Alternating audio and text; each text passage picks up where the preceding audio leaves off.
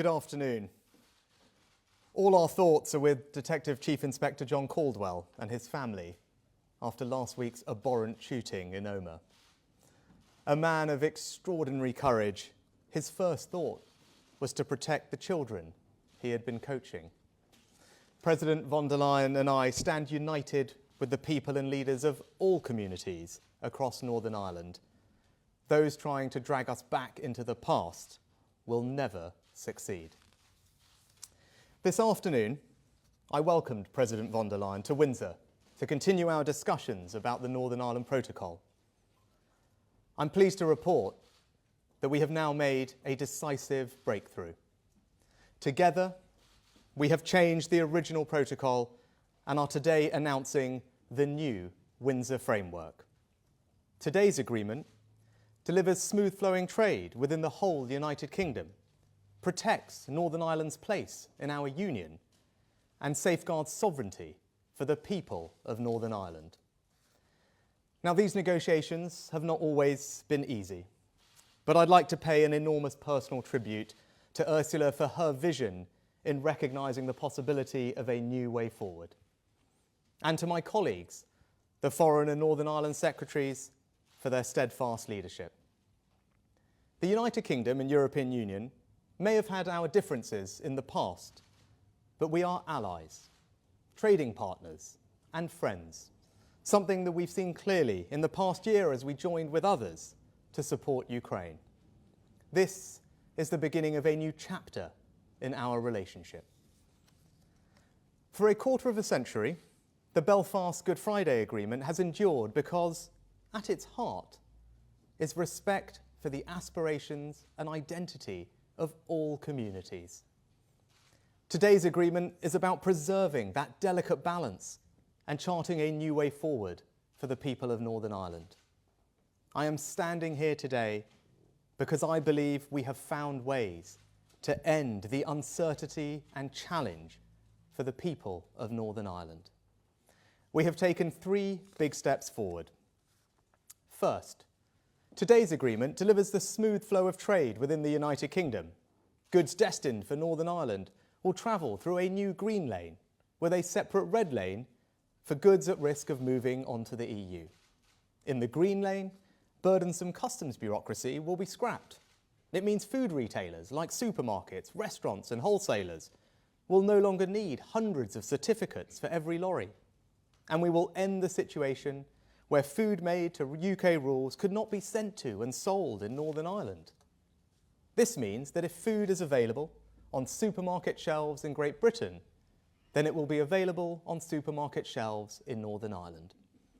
And unlike the protocol, today's agreement means people sending parcels to friends or family or doing their shopping online will have to complete no customs paperwork.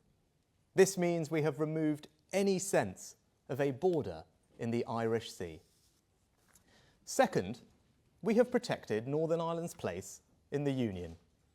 We've amended the legal text of the protocol to ensure we can make critical VAT and excise changes for the whole of the UK, for example on alcohol duty, meaning our reforms to cut the cost of a pint in the pub will now apply in Northern Ireland. The same quintessentially British products like trees, plants and seed potatoes will again be available in Northern Ireland's garden centres. Onerous travels on pet requirements have been removed. And today's agreement also delivers a landmark settlement on medicines. From now on, drugs approved for use by the UK's medicines regulator will be automatically available in every pharmacy and hospital in Northern Ireland. Third, today's agreement safeguards sovereignty for the people of Northern Ireland. The only EU law that applies in Northern Ireland under the framework is the minimum necessary to avoid a hard border with Ireland and allow Northern Irish businesses to continue accessing the EU market. But I know that many people in Northern Ireland are worried about being subject to changes in EU goods laws. To address that, today's agreement introduces a new Stormont break. Many had called for Stormont to have a say over these laws. But the Stormont break goes further and means that Stormont can in fact stop them from applying in Northern Ireland. This will establish a clear process through which the democratically elected Assembly can pull an emergency brake for changes to EU goods rules that would have significant and lasting effects on everyday lives. If the brake is pulled, the UK government will have a veto. This gives the institutions of the Good Friday Agreement in Northern Ireland a powerful new safeguard based on cross-community consent. I believe the Windsor Framework marks a turning point for the people of Northern Ireland. It fixes the practical problems they face. It preserves the balance of the Belfast Good Friday Agreement. Now, of course, parties will want to consider the agreement in detail, a process that will need time and care. Today's agreement is written in the language of laws and treaties, but really, it's about much more than that. It's about stability in Northern Ireland. It's about real people and real businesses. It's about showing that our union that has lasted for centuries can and will endure. And it's about breaking down the barriers between us, setting aside the arguments that for too long have divided us, and remembering that fellow feeling that defines us, this family of nations, this united kingdom. Thank you. Ursula. Good afternoon. Prime Minister, dear Rishi. It is an honor and a pleasure to be here in Windsor with you, and it is with a great sense of satisfaction that we stand here together. We are about to deliver on an important commitment we made to each other a few months ago. I remember our first discussions when we saw eye to eye on how to support our Ukrainian friends. And I was encouraged by our trustful and strong cooperation on this crucial geostrategic issue. But I also remember how the two of us were honest with each other about the difficulties in our bilateral relationship. And it was vital to put that on the right footing too. We committed to work hard together to do so. We knew that for us to be able to make the most of the potential of our partnership, solutions were needed for the issues around the protocol on Ireland and Northern Ireland. We knew it was not going to be easy. We knew we needed to listen to each other's concerns very carefully. Above all, we had to listen to the concerns of the people of Northern Ireland. We knew we had to work hard with clear minds and determination, but we also both knew, dear Rishi, that we could do it because we were both genuinely committed to find a practical solution for people and for all communities in Northern Ireland. Today, we can take pride in the fact that we have delivered on that commitment. Because today, we have reached an agreement in principle on the Windsor Framework. The Windsor Framework lays down new arrangements on Ireland and Northern Ireland. This new framework will allow us to begin a new chapter. It provides for long-lasting solutions that both of us are confident will work for all people and businesses in Northern Ireland. Solutions that respond directly to the concerns they have raised. Prime Minister, we worked hard across a wide range of areas. The new arrangements are delivering a comprehensive package so that we can address in a definitive way the issues faced in everyday lives. I will only mention two examples that I find most telling. Indeed, the new Windsor Framework will ensure that the same food will be available on supermarket shelves in Northern Ireland as in the rest of the UK. And furthermore, the new Windsor Framework will permanently enable all medicines, including novel ones, to be available in Northern Ireland at the same time, under the same conditions across the UK. For this to work, we have agreed on strong safeguards, like IT access, labels, and enforcement procedures that will protect the integrity of the European Union's single market. The new Windsor Framework respects and protects our respective markets and our respective legitimate interests. And most importantly, it protects the very hard-earned peace gains of the Belfast Good Friday Agreement for the people of Northern Ireland and across the island of Ireland. Violence has no place in our society.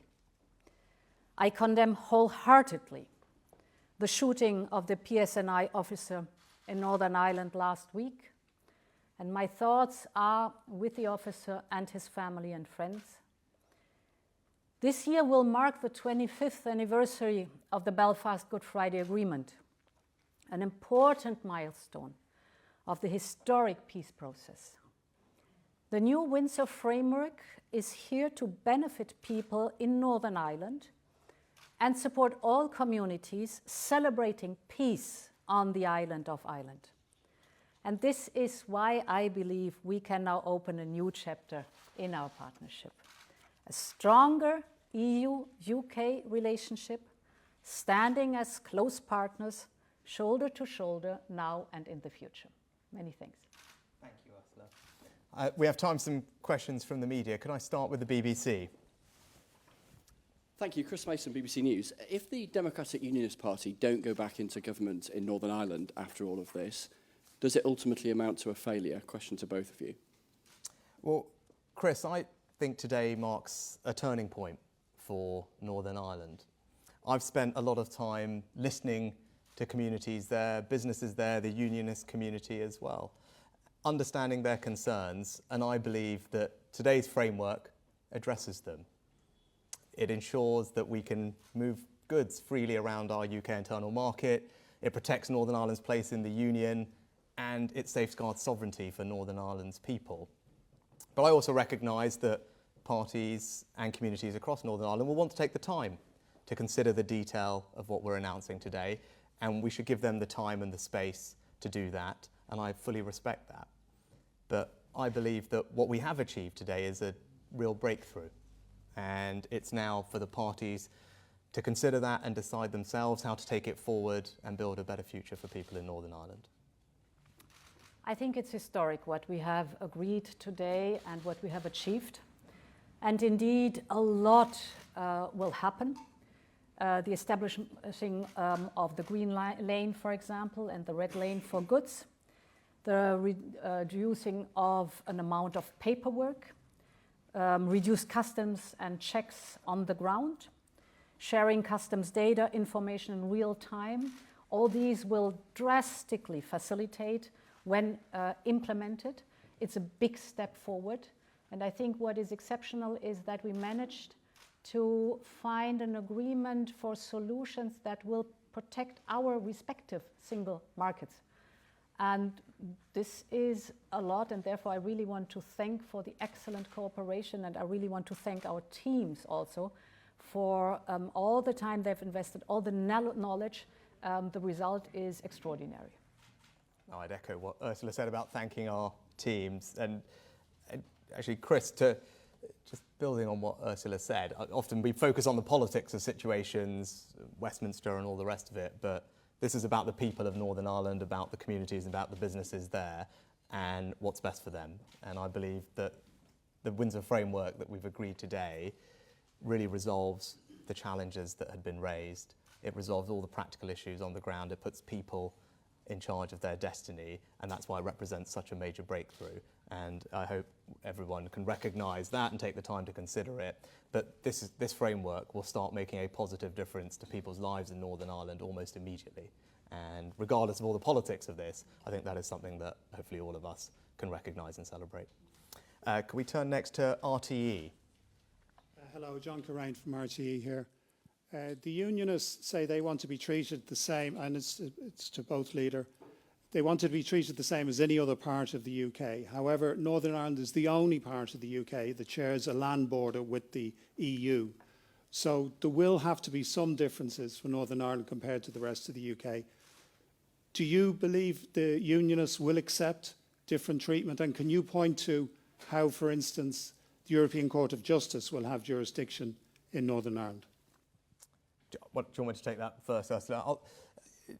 I'll just echo what I just said, John, actually, about, yes, of course, politics matters, and parties in Northern Ireland, unionist communities, will want to take the time to consider what we've announced today, digest the detail, and we should give them the time and the space to do that. But if you focus on people, on families, on communities, on businesses, I think people will see that the framework we've agreed today delivers significant improvements in almost every aspect of their lives that have seen disruption and challenge from the protocol. And that is something that I think can be celebrated and recognised, and that benefit will start coming very quickly. Now, there are a range of things that I heard when I talked to communities in Northern Ireland, and because of the breadth and the comprehensive nature of this framework, and you heard some of it in my remarks earlier, I think we're addressing all those practical challenges and indeed safeguarding sovereignty as well. And I know that's something that's particularly important to communities in Northern Ireland. With regard to the role of EU law, to recognise that with the consent of people in Northern Ireland has access to the single market, and I think we all collectively share an ambition to avoid, as you say, a hard border between Northern Ireland and the Republic. And that's why there's a role for EU law in Northern Ireland, but that happens with consent, and as a result of the agreements that we've reached today, there is further democratic accountability of that role of EU law with the new Stormont break, which provides a very powerful mechanism for the Stormont institution to use when it has concerns. And I think that is really important part of correcting the democratic deficit that existed and providing reassurance to everyone in Northern Ireland that they are in control of their own destiny. Yes, indeed, the European Court of Justice is the sole and ultimate arbiter of EU law. That's natural because it's prescribed by the EU legal order. So the ECJ will have the final say on EU law and single market issues. But we have in this Windsor Framework worked hard on the rules that existed before, not only the ECJ on EU law, but also the arbitration panel on not EU laws. And this includes the new Stormont break, which is based on the petition of concern that comes from the Good Friday Agreement. So we have built on this peace process the next step. We've kind of leveled up or improved the overall mechanism. I think important is in our Windsor Framework that we are putting also in place several mechanisms that should avoid having to resort to the Stormont break, which is an emergency mechanism. So extensive consultations with the UK and Northern Ireland stakeholders on new EU laws, but also consultations of the EU by the UK on UK planned regulatory changes. This is important for us. And with view on Ireland, of course, there has always been the full commitment, and there is the full commitment of the European Union to safeguard the Belfast Good Friday Agreement in all its dimensions. No hard border on the island of Ireland, and of course that we fully protect the integrity of the EU single market. Can I turn next to the Express? Thank you, Prime Minister. Sam Lister, Daily Express. This has been described by some as a test of your leadership. Are you planning to have a vote on this deal? And if so, how tough are you prepared to be on Boris Johnson and members of the ERG if they decide to oppose it? And I wonder if I could just ask President von der Leyen a question. Can you explain to us why Rishi Sunak's been able to negotiate these concessions when his three predecessors were unable to? Thank you. So yes, Parliament will have a vote at the appropriate time and that vote will be respected. But as I said earlier, I think it's important that we give everyone the time and the space they need to consider the detail of the framework that we've announced today, because it is comprehensive in nature and that will take time for people to digest. But ultimately, this isn't necessarily about me, it's not about politicians, it's about the people in Northern Ireland. It's about what's best for them. It's about those families, those businesses, and what this framework, what this agreement will do to improve their lives. And I believe that the changes that we have made, the breakthroughs that we have been able to put forward together, will make an enormous difference.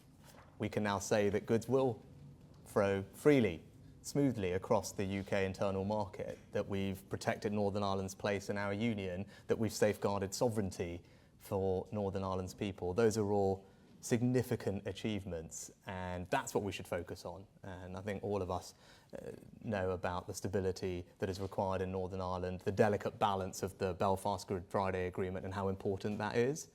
Today's framework means that that balance is restored, and that's why I think this is a very significant step forward. It marks a turning point for the people of Northern Ireland today, and I very much hope as a result of this they can look forward to a better future. I think it is very important to take note of the fact that the two of us, when we met for the very first time, we agreed that, I mean, if you look at the huge challenges we are facing together, whether it is the atrocious Russian war in Ukraine or the fight against climate change, we have so much in common.